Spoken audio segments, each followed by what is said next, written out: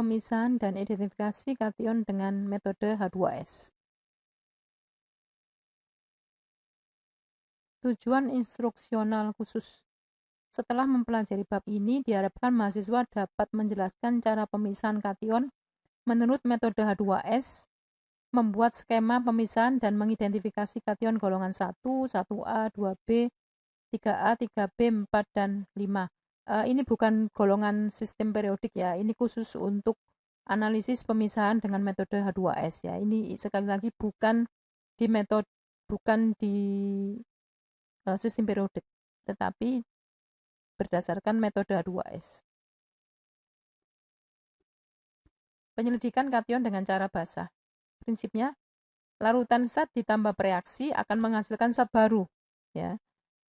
Larutan zat ditambah bereaksi menghasilkan zat baru. Misal zat yang diselidiki adalah X. Reaksi yang telah diketahui susunan kimianya adalah Y. Jika X dan Y dicampur menghasilkan zat baru Z. Nah, sifat fisik X dan Z berbeda. Jadi harus berbeda sifat fisiknya. X plus Y menghasilkan Z. Perubahan dari X menjadi Z terjadi reaksi kimia.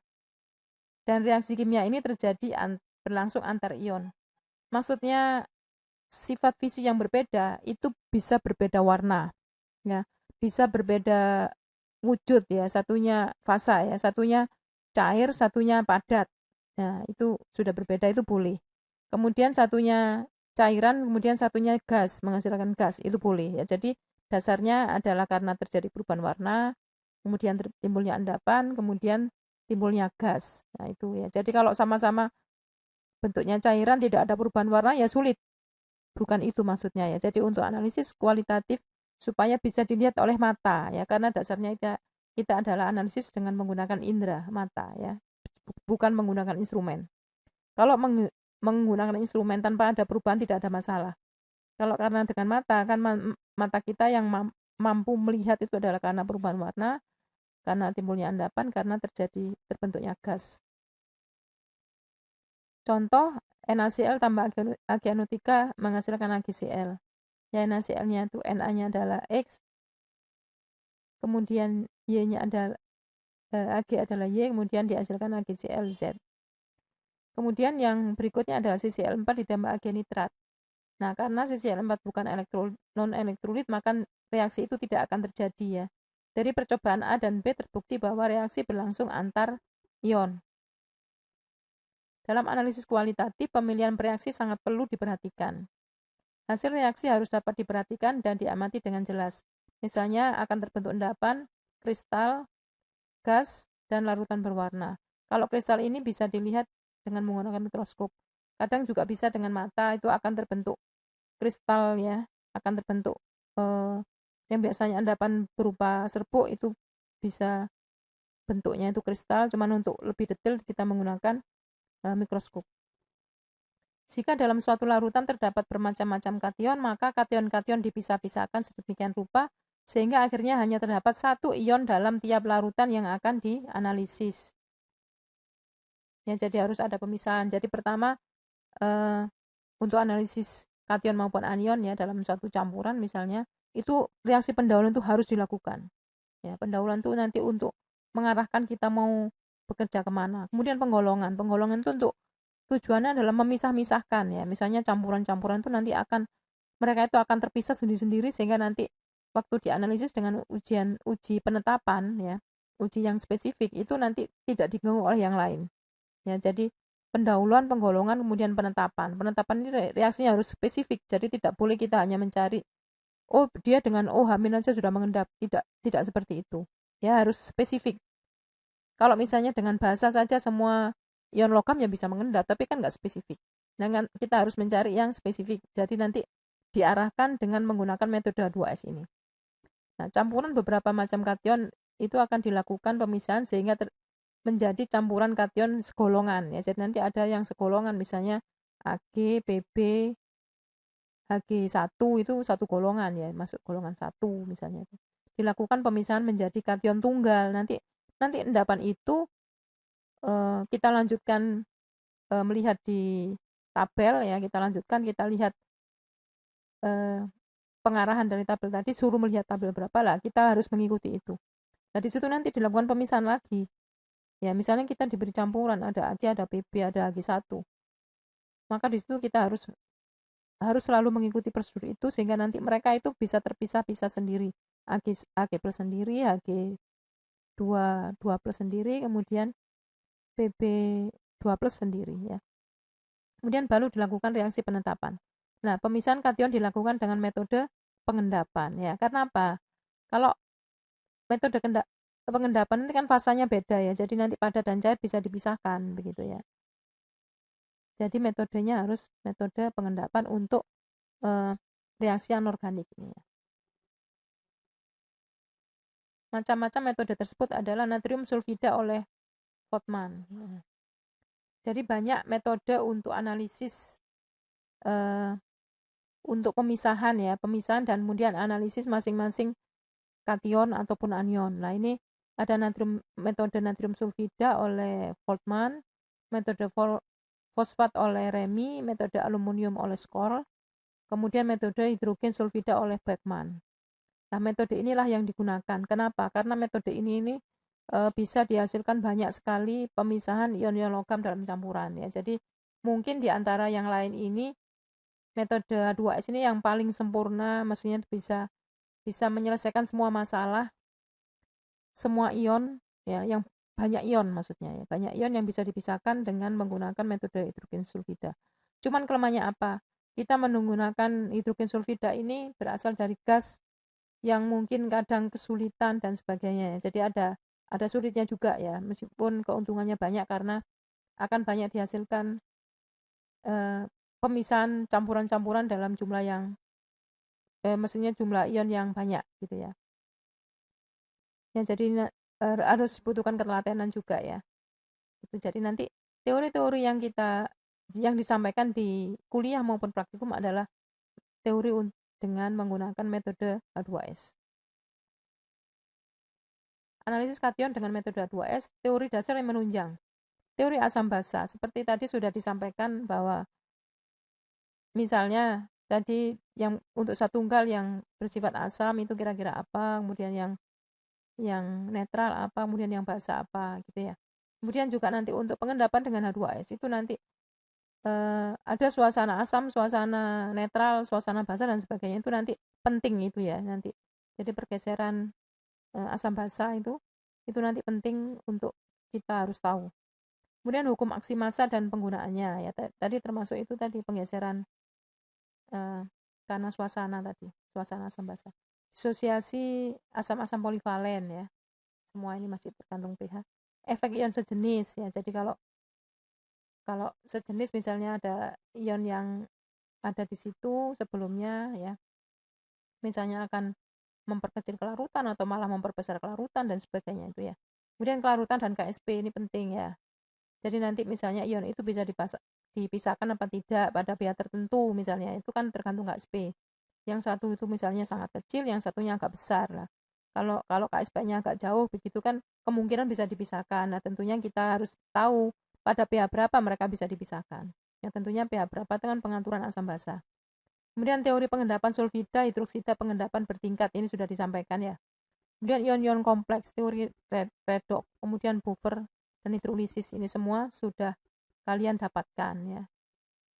Baik itu di kuliah ini maupun yang kuliah di kimia dasar ya. Kemudian pembagian golongan kation menurut Vogel ya, yaitu dasarnya adalah sistem H2S ya. Kation golongan 1 disebut golongan perak.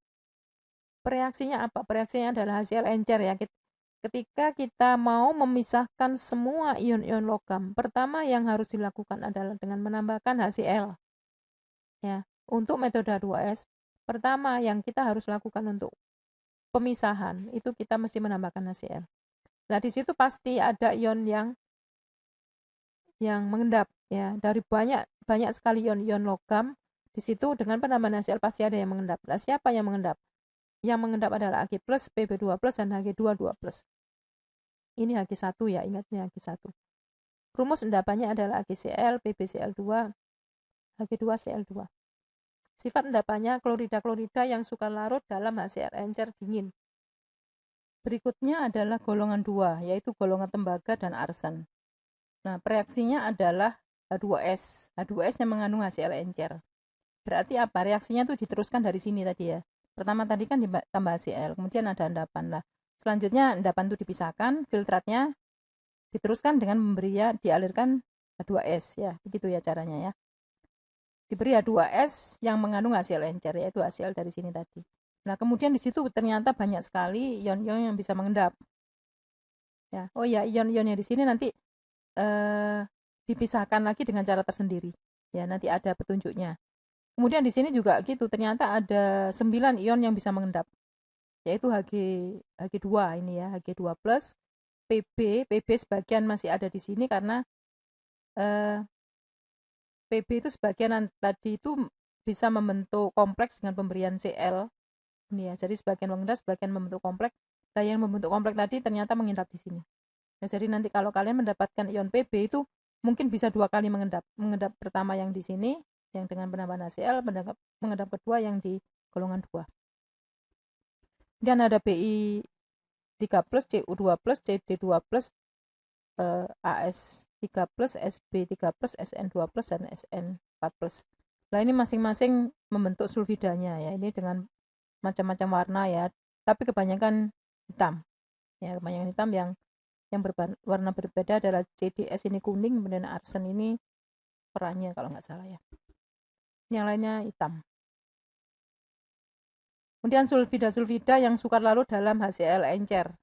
Ya, tentunya sifatnya sulfida itu sukar larut dalam HCl karena apa? Kalau lihat di sini reaksi pengendapnya aja HCl, ada salah satu unsurnya adalah HCl. Tentunya dia sukar larut dalam HCl kan begitu ya. Kemudian berikutnya adalah golongan 3A, yaitu golongan besi. Nah, golongan ini menggunakan reaksi N64UH yang mengandung N64Cl. Nah, di sini H2S-nya tadi dihilangkan ya, tadi diteruskan tadi ya, setelah mengendap, ada endapannya tadi dipisahkan antara endapan dan cairan. Kemudian cairannya tadi ya itu diteruskan tapi dengan penghilangan H2S.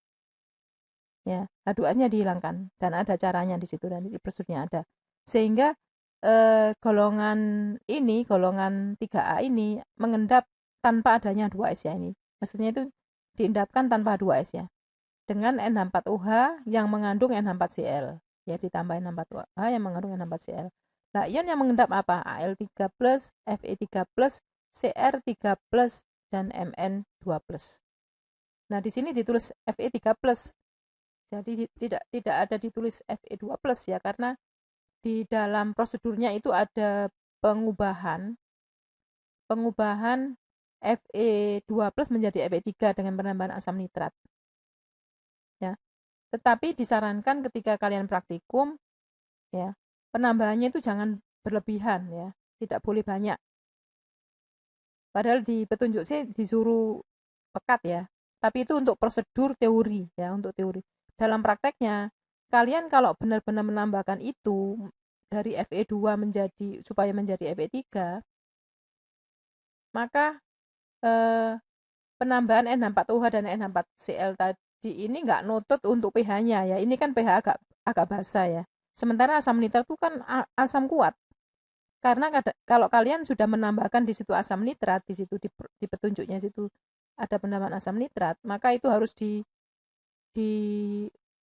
dihilangkan kelebihannya dengan cara pemanasan sehingga nanti penambahan N64UH dan N64Cl nanti bisa nutut pH-nya. Maksudnya nuntut tidak terlalu asam ya. Jadi tidak boleh terlalu asam waktu menambahkan itu. Jadi supaya pH-nya itu masuk ke sini, maksudnya pH agak basah ya. Sehingga nanti Al itu bisa mengendap, FeOH 3 kali bisa mengendap, CrOH 3 kali mengendap, MnOH atau MnO2 X2O ini bisa mengendap.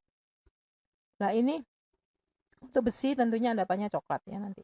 FeOH 3 kali Al ini putih gelatin ya, seperti gel. Ya, kemudian Cr ini hijau ya. Mn ini agak pink gitu atau nanti mungkin ini jadi coklat kayak gini.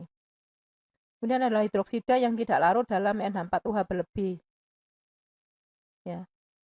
Ya jelas saja wong dia diendapkan dengan NH4OH, maka itu dia tidak larut dalam NH4OH berlebih. Ya. Sebetulnya kalau kita menambahkan di reaksi di sini memang kita menambahkan NH4OH-nya agak banyak ya. Karena apa? Supaya seng ini larut. Karena seng ini juga kalau NH4OH-nya kita menambahkan tidak terlalu banyak, maka seng ini mengendap di sini. Ya, seng ini, kalau N64OH kita tambahkan banyak, maka seng ini larut membentuk kompleks sehingga dia diendapkan sebagai H2S-nya, sebagai garam sulfidanya nantinya ya. Jadi antara golongan 3A dan 3B akan terpisah ya. Sedangkan CO ya, CO ini juga begitu. Sebetulnya di sini mengendap dia bisa sebagai COOH 2 kali. Tapi karena menambahkan N64OH berlebih, maka CO ini akan membentuk kompleks dan kemudian dia nanti diendapkan dengan H2S. Ya, ZnCuNi. Ni juga bisa membentuk NiOH 2 kali. Ya, di sini. Maka itu nanti penambahan NH4OH-nya agak banyak. Sehingga di sini akan mengendap benar-benar sebagai hidroksidanya ini. Kemudian yang lain membentuk kompleks dan nanti kompleks itu akan diendapkan dengan pengaliran dengan H2S dalam suasana basah. Bisa ya dipahami ya. Nah, berikutnya adalah golongan 3B. Golongan 3B atau golongan seng. Kemudian dilanjutkan ya, ditambah 2S yang mengandung N64OH dan N64Cl. Di situ nanti ion-ion yang mengendap adalah Ni2+, Cu2+, Mn2+, dan Zn2+, yaitu sebagai NiS, CuS, MnS, ZnS. ZnS ini warnanya putih. Kalau ini merah daging. Ini hitam, ini hitam. Nah, sulfida-sulfida yang mengendap dalam suasana NH4OH, NH4Cl, ya, MnS dan ZnS larut dalam HCl. Ya, karena nanti kalau dibuat suasananya asam, maka ini sulfida-sulfida ini larut ya. Jadi pengaliran gas H2S itu ada yang suasana basah, ada yang suasana asam. Ya, dibuat suasana basah dan asam. Teorinya sudah beberapa waktu yang lalu ya, ada teorinya ya. Itu ingat lagi ya. Pengendapan sebagai sulfida, ada pengendapan sebagai hidroksida. Lah itu bagaimana pemisahan dan sebagainya. Itu teorinya sudah disampaikan terdahulu ya. Untuk KSP dan sebagainya itu ya dipelajari lagi. Kemudian golongan berikutnya ada golongan kalsium. Di situ kalau tidak salah H2S-nya diuapkan, kemudian filtratnya ditambah NH42CO3 yang mengandung NH4Cl. Ion-ion yang mengendap adalah Ba2+, Sr2+, dan Ca2+. Ya, ini sudah 3 serangkai ya, CaBaSr ini satu serangkai ya. Jadi semua ini mengendap sebagai karbonatnya. Yaitu karbonat-karbonat yang mengendap dalam suasana NH42CO3 suasana dengan NH42CO3 suasana NH4OH NH4Cl. Kalau ini suasana asam tidak akan terbentuk endapan ya. Karena apa? CO3 ini akan menguap dengan adanya asam. Maka itu untuk mengendapkan mereka ini suasananya netral atau basah. Ya. Netral atau sedikit basah. Kalau basahnya terlalu kuat juga nanti ada ion logam lain yang mengendap sebagai OH-nya gitu. Kemudian golongan berikutnya adalah golongan sisa. Ya, golongan 5 yaitu golongan sisa, itu golongan alkali atau golongan sisa. Tidak ada reaksi tertentu. Ion-ionnya adalah Mg2+, Na+, K+, NH4+. Rumus endapannya tidak ada karena memang tidak mengendap. Ion-ion yang tidak diendapkan dalam golongan sebelumnya. Ya, jadi dia tidak mengendap dengan penambahan reaksi-reaksi sebelumnya. Oleh karena itu dia disebut sebagai golongan sisa. Kemudian kation-kation yang dibicarakan adalah golongan 1 Ag+, Pb2+, Hg2, 2+, Hg. Kemudian golongan 2A adalah Hg2. Pb2 ini ya Pb2 ini ada di golongan 1 dan golongan 2A.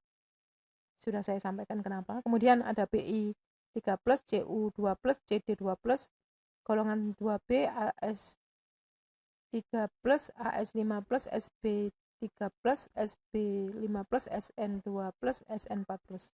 Kemudian 3A, Fe2+, Fe3+, Al3+, Cr3+, Mn2+, 3B ZN2+, Ni2+, CO2+, Mn2+, 4 Ca2+, Ba2+, Sr2+.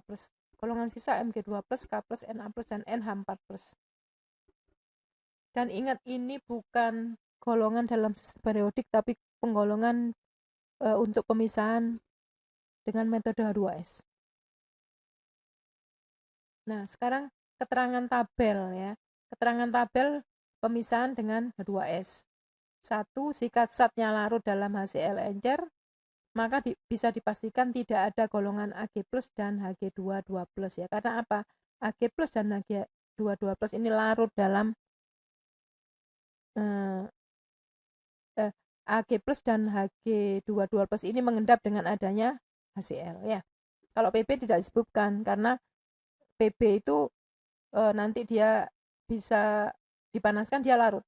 Ya, makanya di situ Pb tidak disebutkan. Ya, saya ulangi. Jika zat larut dalam HCl encer, bisa dipastikan tidak ada Ag+ dan Hg22+. Karena apa? Ag+ dan Hg22+ itu mengendap dengan adanya HCl, dengan penambahan HCl.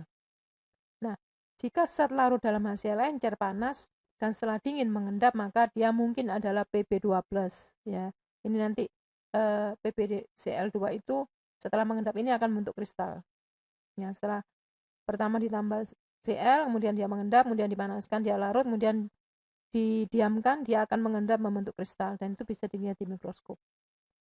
Kemudian untuk mengendapkan kation golongan 1 digunakan HCl encer, sehingga Ag+ dan Hg22+ mengendap sebagai AgCl dan Hg2Cl2 dengan sempurna.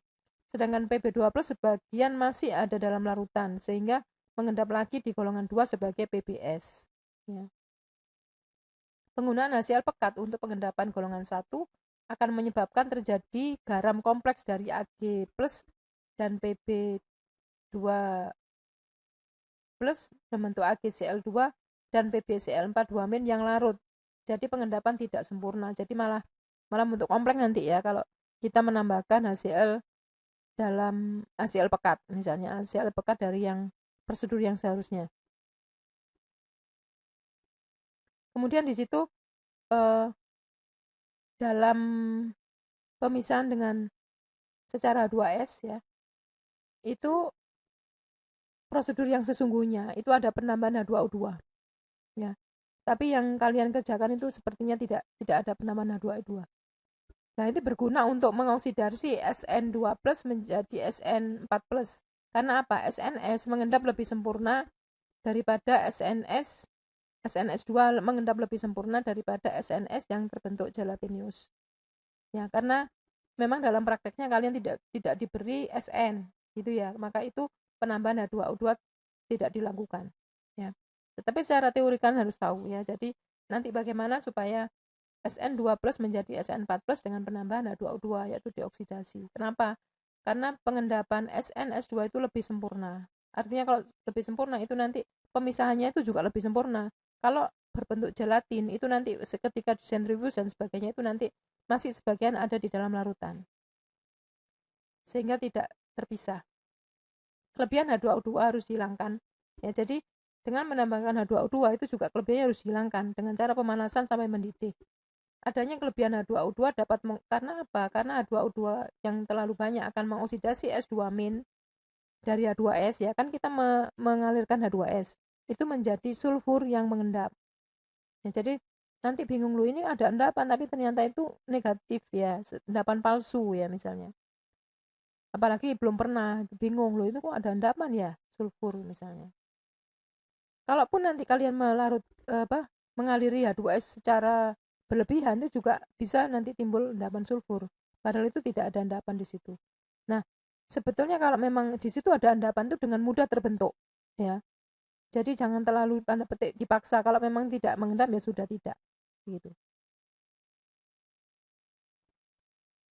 Pengaturan konsentrasi HCl atau H+ sampai derajat asam 0,3 sangat penting sebelum dialiri gas H2S. Mengapa? Nah, jika lebih besar dari 0,1 molar, maka Pb2+, Cd2+, dan Sn2+ tidak dapat mengendap dengan sempurna sebagai sulfidanya. Ingat, kalau waktu kuliah sebelumnya ya, jika H+-nya besar, maka apa? S2- itu kecil. Ya, kalau S2- kecil, maka Pb2+ atau PBS ya tidak terlampaui KSP-nya.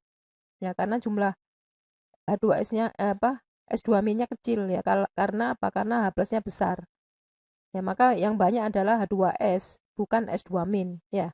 Ingat keseimbangan H2S menjadi berkeseimbangan dengan H+ dan S2-. Nah, kalau H+-nya banyak, maka reaksi bergeser ke kiri sehingga S2-nya sedikit.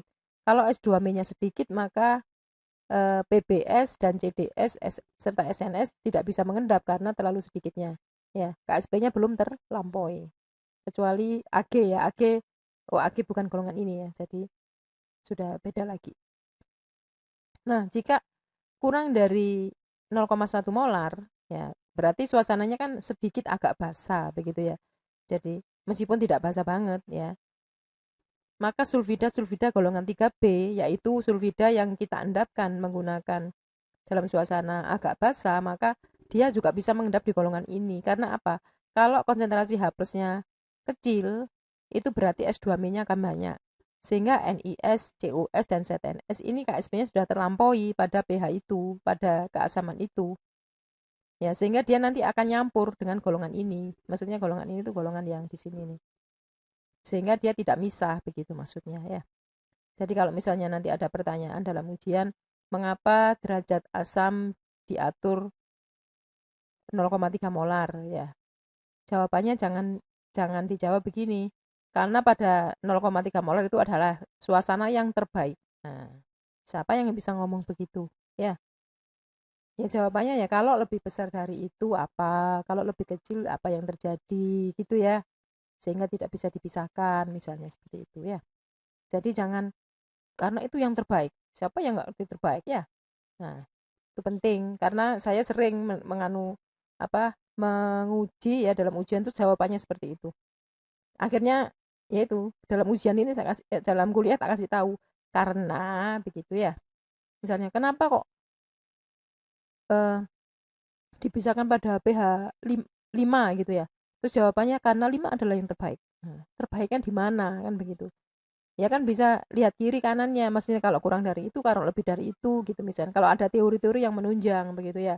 Kalau tidak ada kanan kirinya, kemudian harus dijelaskan pada pH ini terjadi ini sehingga apa begitu ya. Jadi bukan ngomong terbaik. Siapa yang nggak bilang nggak bisa ngomong begitu ya. Semua orang bisa ngomong terbaik ya. Langsung salah itu ya. Langsung coret nggak dapat nilai. Nah, untuk mengetahui apakah kation-kation golongan 2 ini sudah mengendap semua atau sempurna, maka disaring sedikit cairannya kemudian dialiri gas H2S lagi ya. Jadi filtratnya itu untuk ngecek apakah semua sudah mengendap, maka filtratnya dialiri lagi dengan gas H2S.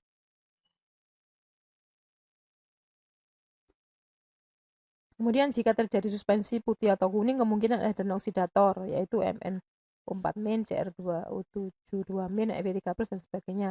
Karena S2- dari H2S akan teroksidasi menjadi endapan sulfur yang berwarna putih kekuningan. Nah, kalau ini terjadi, kemungkinan kalau kalian nanti melakukan praktikum, kalian tidak akan diberi MnO4, tidak diberi Cr2O7, tetapi kemungkinan diberi Fe3+ ini. Nah, ketika sampel kalian itu mengandung ini Fe3+, kemudian di penggolongan itu ya, di penggolongan H2S itu tidak ada atau negatif sebetulnya, tapi kalian terlalu lama melakukan pengaliran dan sebagainya, itu nanti akan ada endapan putih semu, ya, semu. Nah, itu ternyata berasal dari ini. Jadi gas H2S ini saking banyaknya kemudian dia dioksidasi oleh Fe3+ sehingga akan terbentuk endapan putih kekuningan begitu ya. Jadi kalau memang di situ ada endapan sulfida biasanya endapannya jelas ya. Kalau itu misalnya dialiri kok padahal sudah jelas di situ ada H2S dan sebagainya kemudian kita paksa terus untuk kita aliri terus ya itu nanti lama-lama jenuh ya, jenuh dengan H2S dan kemudian di situ ada Fe3+ maka dia akan dioksidasi dan akan timbul endapan putih kekuningan yang berasal dari sulfurnya sendiri. Padahal itu bukan. Maksudnya bukan bukan memberikan hasil yang positif maksudnya ya. AS dalam bentuk arsenat suka diendapkan sebagai AS2S3. Jika ada ion arsenat, maka sebaiknya larutan diberi 2-3 ml HCl pekat dan 0, ml larutan NH4I 10%. Sehingga arsenat direduksi menjadi arsenit, kemudian baru dialiri gas H2S menjadi AS2S3 ya. Jadi ini fungsinya adalah untuk mengubah arsenat menjadi arsenit sehingga dia bisa diendapkan sebagai sulfidanya. Kemudian gas dialirkan sampai jenuh atau 0,1 selama 5 menit dalam suasana HCl.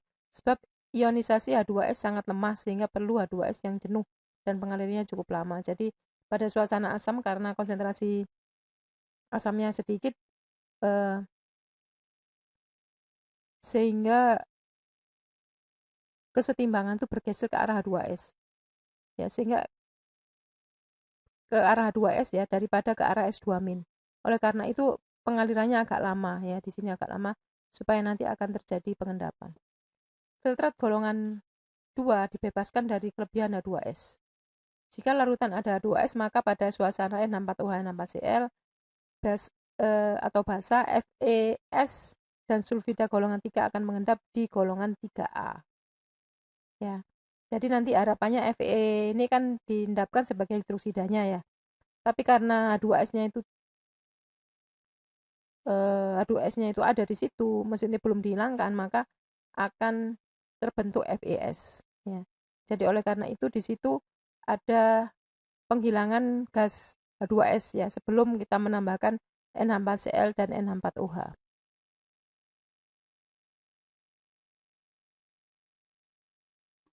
Kemudian berikutnya yang keenam adalah penambahan HNO3 pekat berguna untuk mengoksidasi Fe2+ menjadi Fe3+.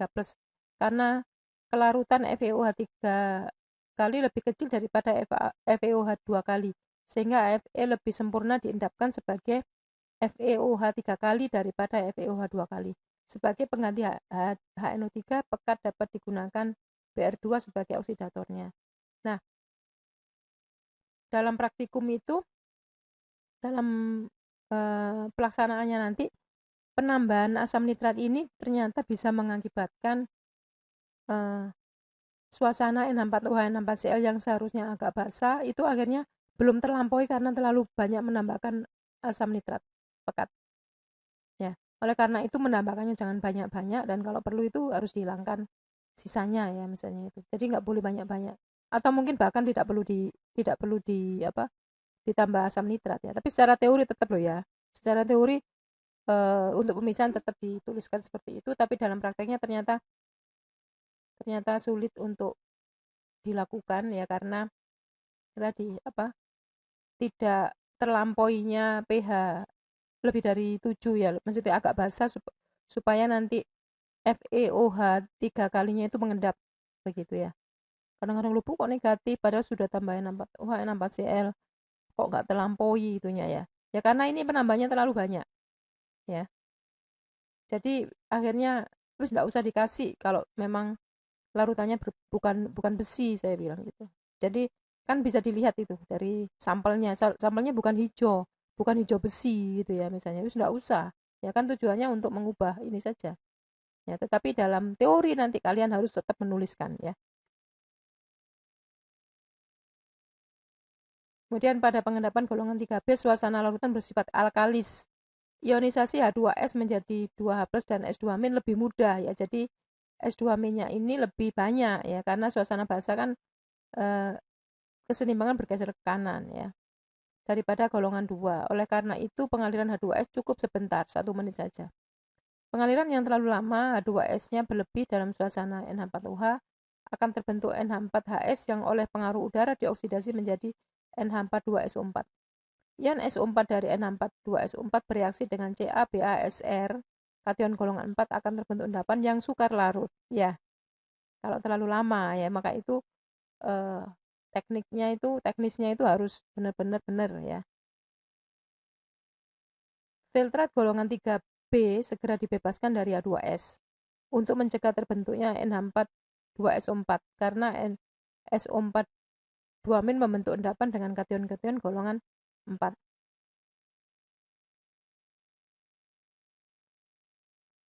Pengendapan golongan 4 dan dengan N4 karbonat perlu suasana basah ya.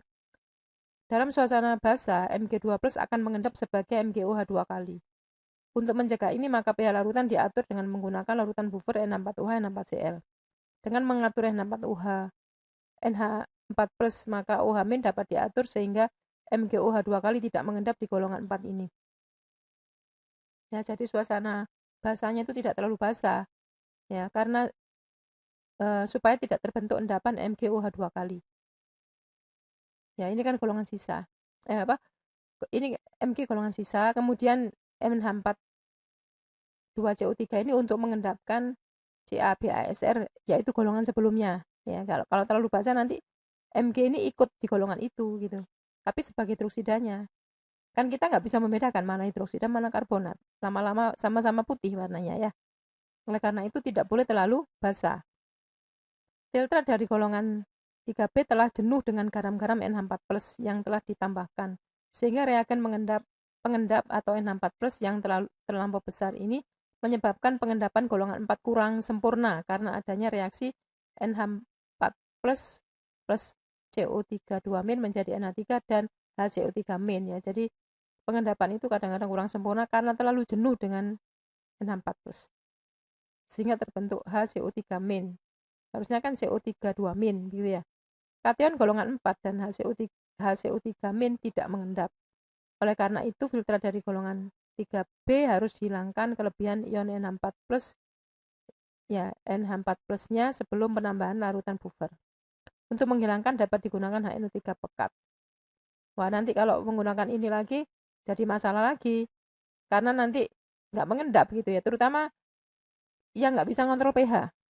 Ya, ditambah asam nitrat pekat, ini sangat pekat, suasana menjadi basah sehingga nanti tidak mengendap sebagai karbonatnya, begitu ya. Ya, oleh karena itu sudah menambahkannya tidak usah berlebih-lebihan kalau tidak terlalu diperintahkan di situ ya. Kemudian pemanasan pada suhu 60 derajat berguna untuk membentuk endapan yang mudah disaring. Amonium karbonat dapat dalam perdagangan sering mengandung garam karbamat dan bikarbonat.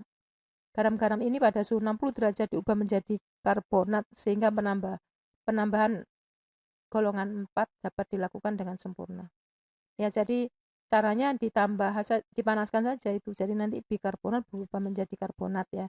Jadi penambahan asam nitrat tadi itu malah nanti nggak terkontrol pH-nya, malah nggak bisa mengendap ya karena terlalu asam. Sementara pH yang kita inginkan tidak terlalu basah juga tidak terlalu asam, kontrolnya sulit. Ya, kalau nanti terlalu basah juga Mg-nya mengendap. Jadi ya lebih baik itu tadi dipanaskan. Pada suhu di atas 60 derajat atau mendidih, garam karbonat yang telah mengendap bereaksi dengan N4Cl sehingga larut lagi ya. Jadi hangat saja, jadi nggak boleh terlalu panas juga ya. 60 ini tidak boleh mendidih. Ya, 60 derajat itu kira-kira apinya kecil saja atau agak dijauhkan dari api itu ya, tabung reaksinya. Kemudian kalau sudah timbul uap, nah itu sekitar 60. Ya, sudah timbul uap kan kelihatan tuh oleh mata ya. Kelihatan uap air ya dari penguapan yang dari larutan itu, maka itu sudah cukup. Ya, jadi tidak boleh terlalu mendidih juga ya. Karena nanti akan terurai lagi, nggak akan mengendap nanti. Selamat belajar, kalau ada yang ditanyakan bisa ditanyakan.